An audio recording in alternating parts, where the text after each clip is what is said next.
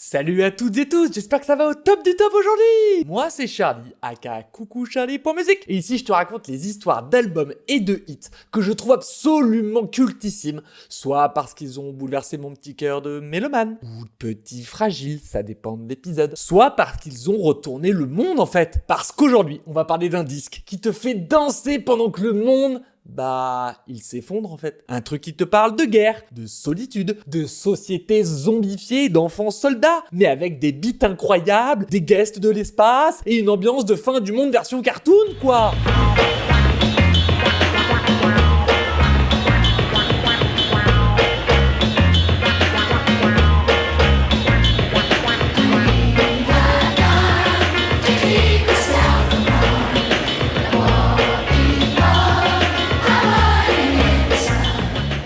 Eh ouais, c'est Gorillaz, ce méga trop chouette, trop cool groupe virtuel, avec des membres qui n'existent pas, sauf qu'en fait, si. Ce groupe, mené en sous-marin par Damon Albarn, le mec de Blur, et dessiné par Jamie Hewlett, le créateur de Tank Girl. C'est pour moi un projet aussi barré que brillant. Et Demon Days, c'est leur chef-d'œuvre dystopique de tout ça, quoi. Ce disque, c'est un voyage dans une Angleterre grise et pluvieuse, hantée par la guerre, la crise climatique, la télé qui rend débile et les lendemains qui déchantent. Et pourtant, t'écoutes Feel Good dans le métro. Et t'as limite envie de faire un moonwalk. Hein. C'est ça le paradoxe Gorillaz. Le monde brûle, mais on a le groove quoi. Et comme toujours, si tu veux d'autres épisodes sur l'histoire d'albums et de hits cultes, tu peux t'abonner, activer la cloche et mettre un petit pouce. C'est gratos, c'est gentil et ça me ferait méga plaisir. Allez, c'est parti pour Demon Days, l'album qui t'apprend à danser au bord du gouffre en rigolant un peu jaune quand même.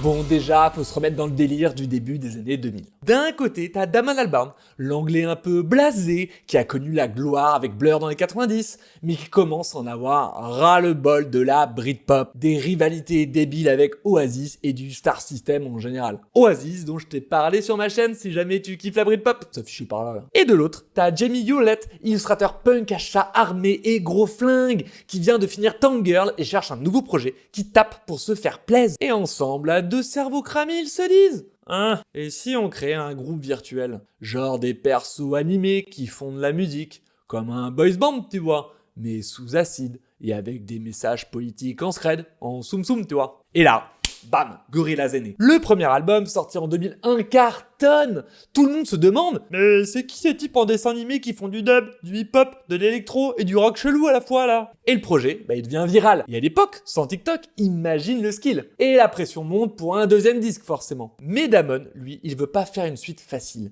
Il veut creuser le concept, aller plus loin dans la noirceur et la satire. Et pour ça, il part en voyage en train de Pékin vers la Mongolie, avec sa femme et sa fille de 6 piges. Et d'avoir vu des, comme il le dit, petites villes satellites au milieu de ces semi-déserts qui sont absolument à genoux dans un endroit qui fait la taille de l'Europe, ça l'inspire en fait. Et surtout, il décide que Demon Days ne sera pas juste un album de plus. Ce sera une fable apocalyptique, un album concept sans vraiment en avoir l'air, qui te dit entre les lignes, yo, la peine va mal, les humains sont devenus des zombies, mais t'as encore une chance de sauver ton âme si tu danses un peu. Ambiance. Niveau production, il s'entoure de Danger Mouse. Ouais, le Danger Mouse de Gnarls Barkley, de V Black Keys dont je t'ai parlé ici sur ma chaîne aussi d'ailleurs, d'un album de U2 avec The Miracle, mais aussi d'Adele pour son merveilleux album 25, et de l'album The Getaway des Red Hot, même si je t'avoue, moi je suis pas fan d'eux bizarrement. Enfin bref, Danger Mouse c'est un magicien. Ensemble, ils vont accoucher d'un disque ultra dense, où chaque morceau est un univers, gospel hanté, hip-hop parano, électro-dépressive, pop sous sédatif. Demon Days, c'est aussi le moment où les membres virtuels prennent une vraie dimension narrative. Tudy, Murdoch, Russell et Noodle ne sont plus juste des avatars marrants. Ce sont les témoins d'un monde qui part en vrille, chacun avec ses névroses, ses traumas, et franchement, entre deux morceaux, tu te demandes presque s'ils ne sont pas plus réels que certains influenceurs d'aujourd'hui. Bref, ça c'est un autre sujet mais bon. L'album sort donc en mai 2005 et c'est un carton immédiat. Des millions de ventes, des clips cultes, des collaborations improbables et cette sensation que Gorillaz est bien plus qu'un projet parallèle. C'est devenu un vrai truc, une vraie vision, un vrai bordel magnifique quoi. And you know me. Are we the last?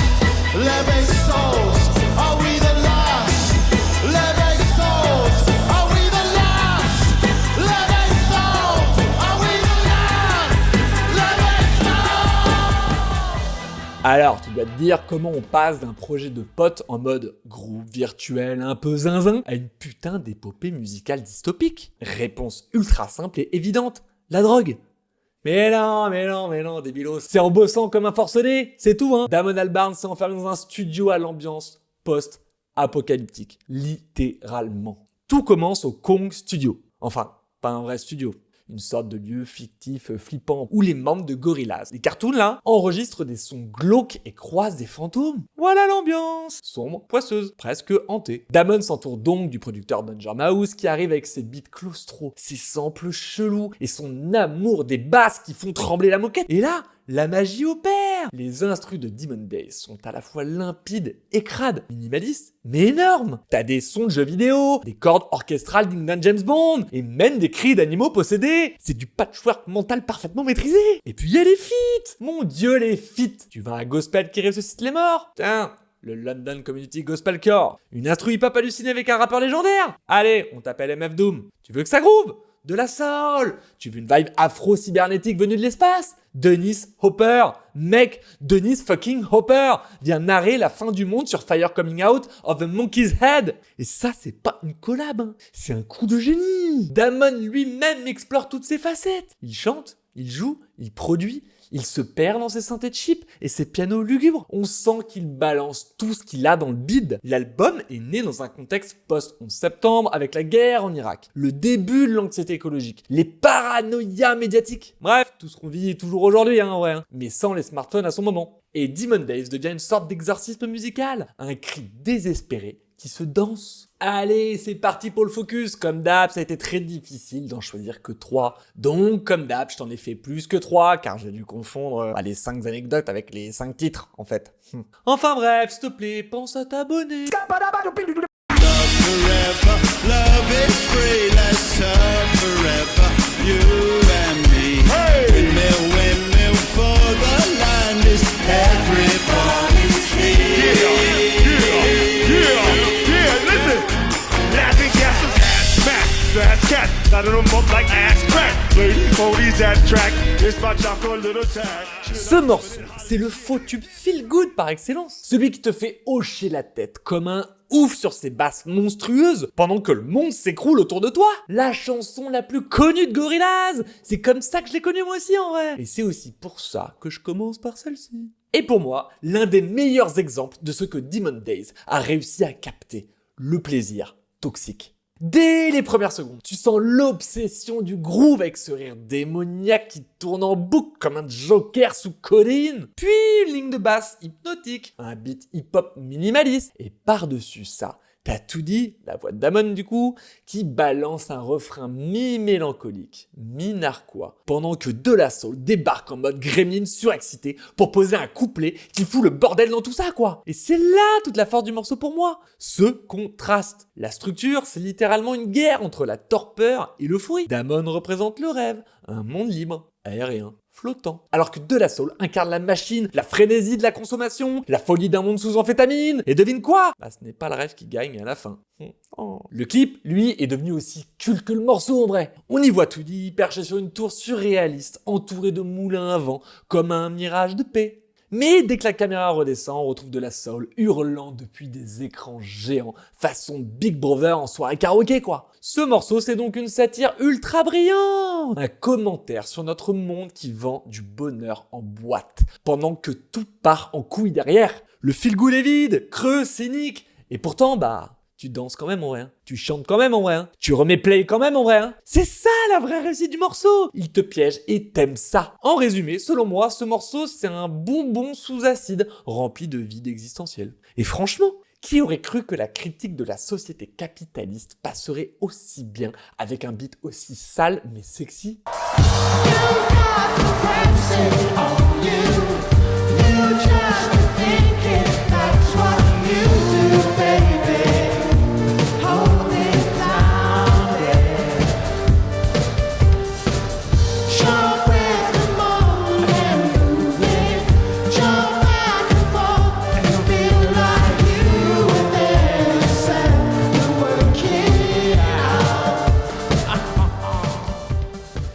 c'est ce moment chelou où Gorillaz réussit à faire danser ta tante, ton petit frère ou ton dealer, mais en même temps, sans que personne ne comprenne vraiment pourquoi. Et c'est aussi le seul tube mondial où t'as Shaun Ryder, ex-junkie notoire des Happy Mondays et figure emblématique du Manchester, qui débarque avec une tête de zombie sous crack pour te susurrer des It's there! Avec une diction de mec qui s'est battu avec la langue anglaise en fait, puis qui a perdu. Comme moi quoi. À la base, le morceau s'appelait It's There, mais Ryder a tellement mâchouillé le mot au micro que tout le monde a entendu It's There. Du coup, ils ont gardé ça. Voilà. Ça te donne déjà une idée du chaos créatif total dans lequel cet album a été conçu. Et franchement, c'est parfait comme ça. Parfait. Perfecto. Le morceau en lui-même, c'est une bombe dance funk discoïde, boostée au synthé analogique. Il y a une ligne de basse qui te colle au cerveau. On y retrouve Noodle, le petit guitariste animé là, qui chante pour la première fois en lead. Ouais, vocalement, c'est la voix de Rosie Wilson, mais dans l'univers Gorillaz, c'est Noodle qui prend les commandes. Et ça fait un plaisir de ouf. D'ailleurs, c'est aussi un peu la pause limite club au milieu du chaos apocalyptique de Demon Days. Une bulle funky dans un disque hanté. Mais c'est pas juste un tube dansant au hasard, hein.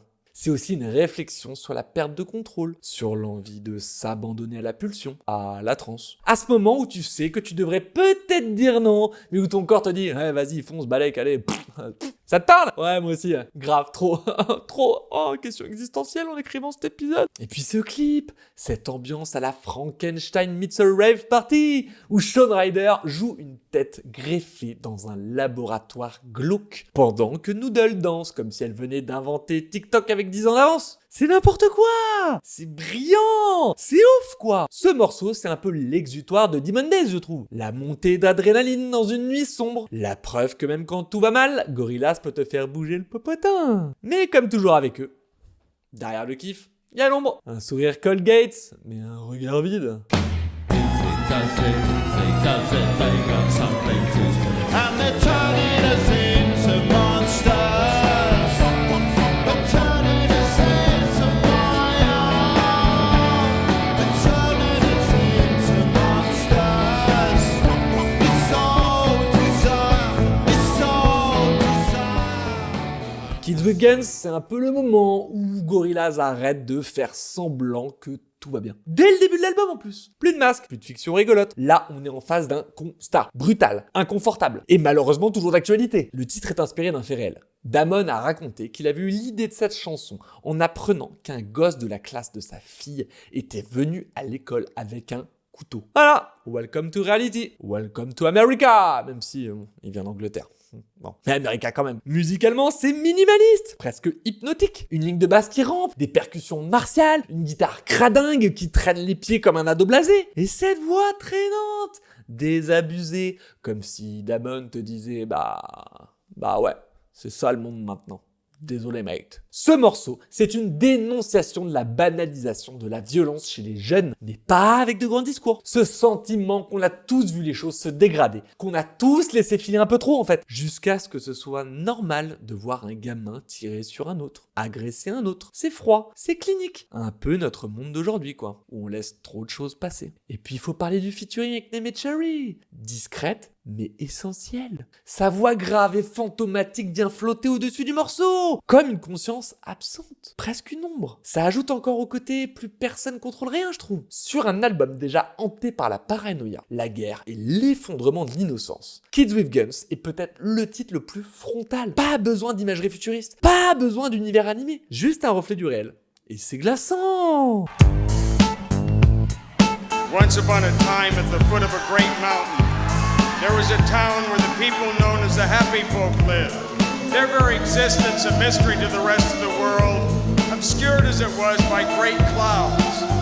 Here they played out their peaceful lives in the innocence of the litany of excesses and violence that was growing in the world below. Là, on quitte carrément le format chanson classique pour rentrer dans une fable. Carrément. Un conte chelou, sombre, poétique, raconté par Dennis Hopper, comme je te disais juste avant, et j'espère que t'as bien suivi depuis le début quand même, non? Donc, le Dennis Hopper, légende du cinéma américain, acteur dans Easy Rider, Apocalypse Now, qui vient ici poser sa voix grave et cinématographique pour te lire une espèce de parabole écolo apocalyptique sur fond de beats trip-hop et de nappes vaporeuses. Rien que ça! L'histoire? Un peuple pacifique, les Happy Folk, qui vivent heureux jusqu'au jour où arrivent les étrangers, qui veulent creuser la montagne pour en extraire des richesses, réveillant le feu enfoui à l'intérieur. Ce morceau, c'est Damon Albarn qui joue au petit griot du 21e siècle et qui te balance une métaphore transparente de l'exploitation des ressources, de la colonisation, de la destruction de l'environnement et de la perte spirituelle qui en découle. Rien que ça! Merci Damon de prêcher ce genre de paroles dans une si belle musique. Et ce qui est fou, c'est à quel point ça fonctionne. Tu pourrais croire que c'est juste un délire arty, un spoken word sur une instru un peu dark, mais ça te happe. Le ton calme et solennel de Hopper, la tension qui monte doucement, et ce final chanté par Damon, avec un refrain désabusé comme une plainte qui flotte sur les ruines. C'est beau, c'est triste, c'est nécessaire. Ce titre, c'est un peu le grand méchant loup de Demon Days, mais à la sauce capitalisme tardif. Et ça te rappelle que parfois, la fin du monde ne fait pas boum d'un coup. Elle sointe juste lentement, se développe tout doucement, pendant qu'on est trop occupé à creuser ailleurs.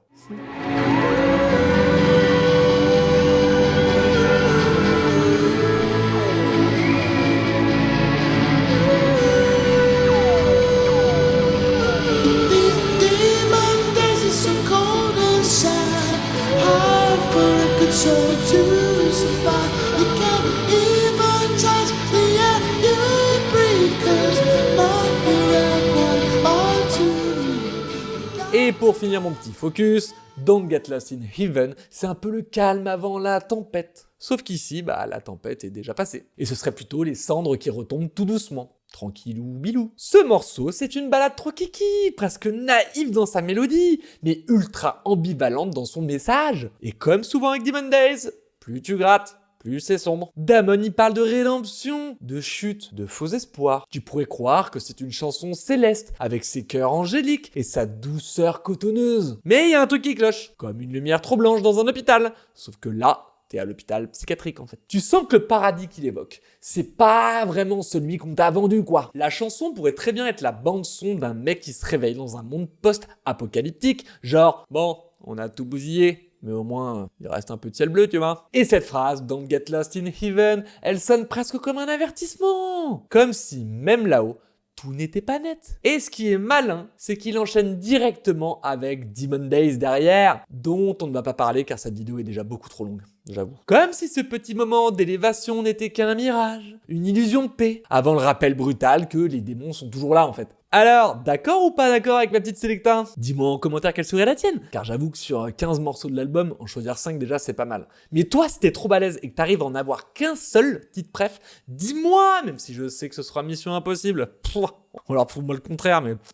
Hey. To find you.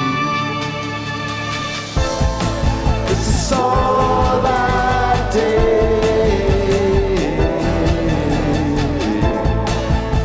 Lost my mind.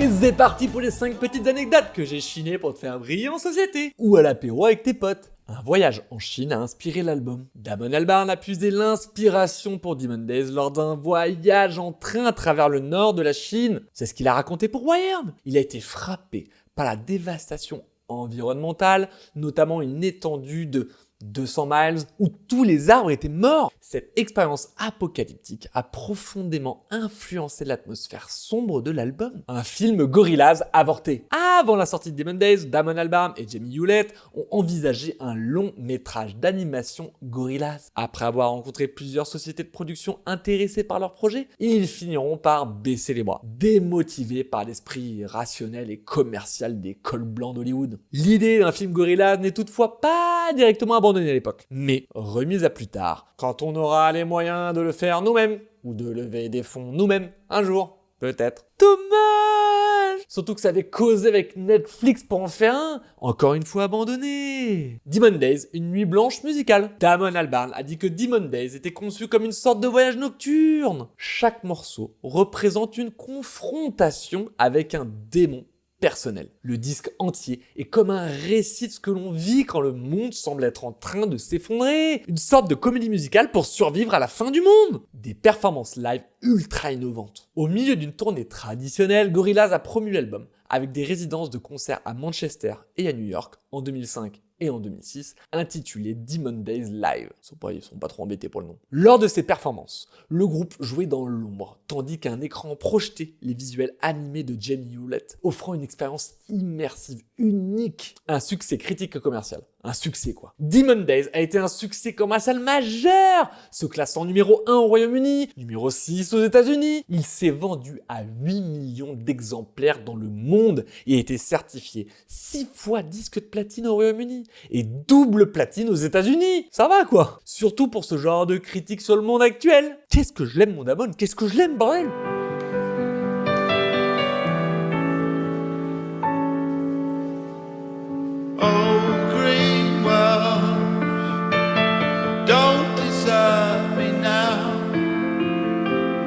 Of you and you of me, but where are we? Pour finir sur Demon Days, je te dirais que c'est pas juste un album culte, c'est une œuvre monde, un ovni, un cauchemar dansant, un tableau dystopique peint en sample, en collab brillante et en refrain hanté. C'est le moment où Gorillaz a transcendé son propre concept pour devenir bien plus qu'un projet de dessin animé cartoon trop cool. C'est devenu une voix, ou plutôt 4 voix, ou 10 ou 1000 ou ce que tu veux, mais c'est trop bien quoi. Parce que ce disque, il te parle autant de fin du monde que de rédemption, d'addiction que de renaissance, de société qui part en vrille que de l'espoir fou qu'on peut toujours faire mieux ensemble. Et pourtant, il te balance tout ça sans jamais perdre le groove. Tu peux danser, pleurer, philosopher ou juste kiffer. Et souvent, tu fais un peu tout en même temps, hein. Enfin, moi. Du moins, c'est ce que je fais, quoi. Demon Days, c'est donc le genre d'album que t'écoutes à 15 ans, mais que tu comprends vraiment qu'à 30. Et peut-être qu'à 40, j'aurai encore des trucs à découvrir. Il vieillit comme un très bon vin, quoi. Bref, un disque qui fait réfléchir sans faire la leçon, qui fait peur sans désespérer, qui fait danser avec les émotions, avec les démons, et la tête haute et le cœur ouvert. Qu'est-ce que j'ai hâte que The Mountain, leur prochain album annoncé, sorte. Ça va être long d'attendre. Et alors, on en pense quoi de VIP Dictator avec les Sparks? Merci en tout cas à toi d'avoir partagé ce petit moment avec moi. C'était trop chouette de me replonger dans cet album. Moment youtubeur forceur oblige. N'hésite pas à lâcher ton petit commentaire pour me dire quel est ton morceau préf. Le petit pouce si t'as kiffé l'épisode. Et l'abo et la cloche pour pas rater les prochaines vidéos. Et n'oublie surtout pas de partager avec tes potes. Surtout s'ils ne savent pas que ce disque est tellement d'actualité sur le monde dans lequel on vit aujourd'hui. Allez, c'était Charlie aka Coucou Charlie.music. J'espère que t'as kiffé. Et nous, on se retrouve jeudi prochain à 19h pour une nouvelle vidéo sur un album ou des hits que je trouve absolument cultissimes. Et en attendant, tout plein d'avance en toi et à tout bientôt!